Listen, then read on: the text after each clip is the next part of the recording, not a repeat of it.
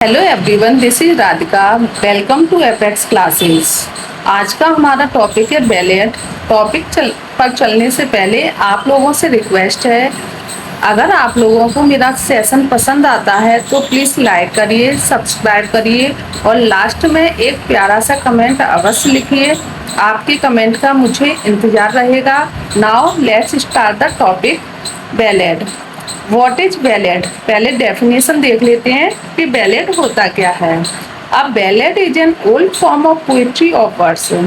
जो बैलेट है वो पोएट्री या वर्स की एक ओल्ड फॉर्म है, originally used in dance song. इसका जो यूज है वो डांस सॉन्ग में किया जाता है। The term comes from the Scottish word बैलेर, BALLARE, मीनिंग टू डांस। जो बैलेड वर्ड है वो स्कॉटिश एक वर्ड है, बैलेर BALLARE से आया है, जिसका मतलब होता है टू डांस। आगे देखते हैं, ballads are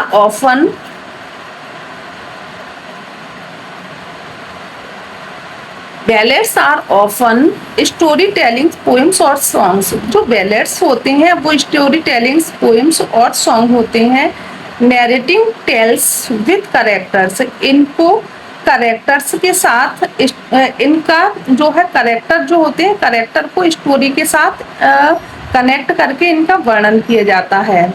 sometimes similar in scope to a novel और एपिक। कभी कभी जो बैलेड होते हैं इनका जो स्कोप है वो नॉवल और एपिक के सिमिलर हो जाता है। They can be funny, dramatic और रोमांटिक। ये फनी, ड्रामेटिक और रोमांटिक भी हो सकते हैं। बैलेड इन हिंदी, थोड़ा सा इसको हिंदी में जान लेते हैं कि बैलेड होता क्या है। बैलेड जो है कविता या पद्य का एक पुराना रूप है जिसका उपयोग मूल रूप से नृत्य गीतों में, इसका जो यूज है हम नृत्य गीतों में करते हैं। ये स्कॉटिश वर्ड बैलेड से आया है, जिसका मतलब होता है नृत्य करना। बैलेड के ओरिजिन की बात करते हैं कि ओरिजिन और हिस्ट्री की हम बात करते हैं।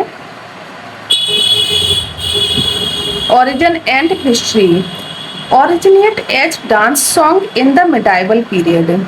जो बैलेड है उसका ओरिजिनेट जो हुआ था मिडाइवल पीरियड में हुआ था।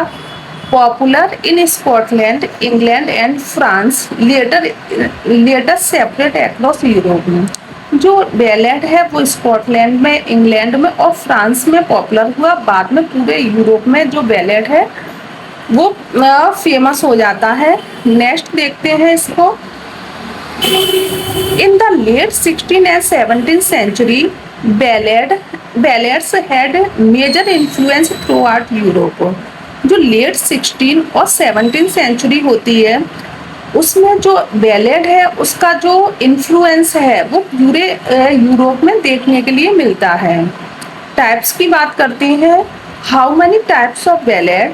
तो answer is that there are 3 types of ballad. पहला है फॉक बैलेड। देखिए, फॉक बैलेड को ही हम ट्रेडिशनल बैलेड के नाम से भी जानते हैं। अब इसकी कैरेक्टरिस्टिक्स देख लेते हैं। Anonymous, part only through generations. जो फॉक बैलेड होता है वो अनोनिमस होता है। अनोनिमस का मतलब होता है अज्ञात। अज्ञात का मतलब होता है कि फॉक बैलेड को किसने लिखा है, उसके राइटर का हमें पता नहीं होता है, और ये एक जनरेशन से दूसरी जनरेशन तक जो ट्रांसफर होते हैं वो माउथ टू माउथ यानी कि ओरली होते हैं। नेक्स्ट जो टाइप है हमारा बैलेड का वो है broadside ballad. Broadside ballad को भी देखते हैं। Printed on broadside for sale in the street. जो ब्रॉड साइड जो बैलेड होते हैं उनको प्रिंट कराया जाता है। हम प्रिंट किस पे कराते हैं? Single sheets of paper. एक पेपर लेते हैं, एक पेपर लेते हैं, सिंगल शीट का एक पेपर लेते हैं, उसी पर जो है ब्रॉड साइड बैलेड को प्रिंट कराया जाता है। रिसाइटेड और संग इन पब्लिक स्पेसेस। जो ब्रॉड साइड बैलेड होते हैं उनको पब्लिक स्पेस पर गाया जाता है, इसी की वजह से इनको ब्रॉड साइड बैलेड भी कहा जाता है। Next and last ballad is literary ballad. इसकी कैरेक्टरिस्टिक देखते हैं कि written by non poets imitating the style of tradition ballad. Literary ballad की खास बात ये है कि हमें इसमें पोएट के नाम का पता होता है कि ये जो बैलेड है वो किसने लिखा है। और जो लिटरेरी जो बैलेड है वो ट्रेडिशनल बैलेड की नकल करके ही बनाया गया है। Often more elaborate and complex than folk ballad. ये जो लिटरेरी बैलेड है वो फोक बैलेड, जिसको हम ट्रेडिशनल बैलेड के नाम से भी जानते हैं, उससे ज़्यादा एलेबोरेट है और कॉम्प्लेक्स भी है। आगे इसकी थीम की बात कर लेते हैं कि बैलेड की थीम क्या हो सकती है, किस किस थीम पर कौन कौन सी थीम बैलेड की होती हैं। ट्रेजिक रोमांस इसकी थीम हो सकती है, री इमेजिंग ऑफ लीजेंड इसकी थीम हो सकती है, रिलीजन लाइफ डेथ इसकी थीम हो सकती है, हिस्टोरिकल इवेंट भी इसकी थीम हो सकती है, सुपर नेचुरल एलिमेंट है, love stories honour of warriors और सोल्जर्स भी इसकी थीम हो सकती है, डिस्पेयर ऑफ पॉवर्टी भी इसकी थीम हो सकती है, और पर्सनल नैरेटिव्स। यानी कि बैलेड की जो थीम है वो कई टाइप की हो सकती है, कई सब्जेक्ट पर हम बैलेड को लिख सकते हैं। बैलेड के स्ट्रक्चर की बात करते हैं कि बैलेड जो है उसका स्ट्रक्चर कैसा होता है। यूजुअली कंपोज्ड इन क्वार्टरेन। जो बैलेड है उसको हम क्वार्टरेन में लिखते हैं। क्वार्टरेन और समझते हैं क्या होता है, 4 लाइन स्टैंजा। जो क्वार्टरेन जो होता है वो 4 लाइन का स्टैंजा होता है, यानी कि 4 लाइन के स्टैंजा को ही हम क्वार्टरेन कहते हैं और उसी को हम बैलेड भी बोलते हैं। कॉमन राइम स्कीम, इसकी जो राइमिंग स्कीम होती है वो कॉमन होती है। इसकी rhyming scheme mostly A B और ABCB होती है।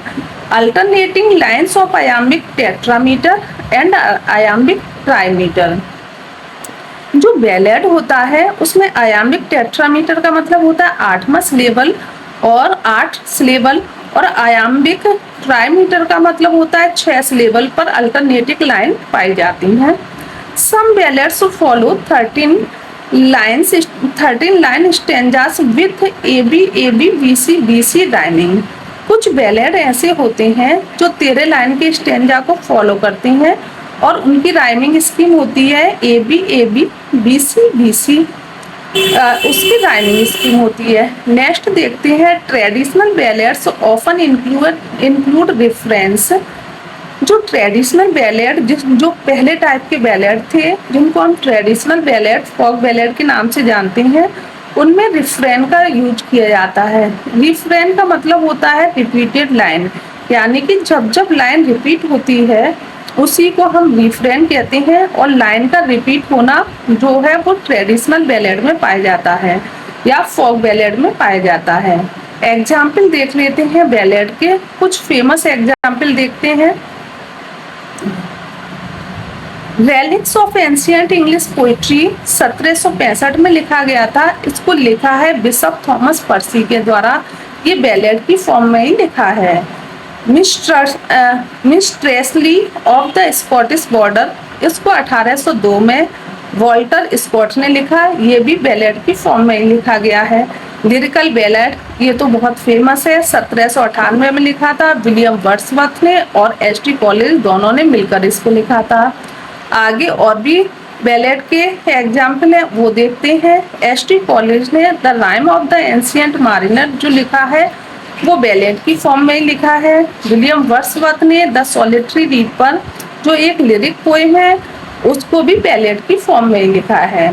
आई थिंक आपको बैलेड बहुत अच्छे से समझ में आया होगा। मिलते हैं नेक्स्ट सेशन में। आपके कमेंट का मुझे इंतजार रहेगा। Please like share and subscribe my channel and प्यारा सा कमेंट करिए। मिलते हैं नेक्स्ट सेशन में, तब तक के लिए जय हिंद।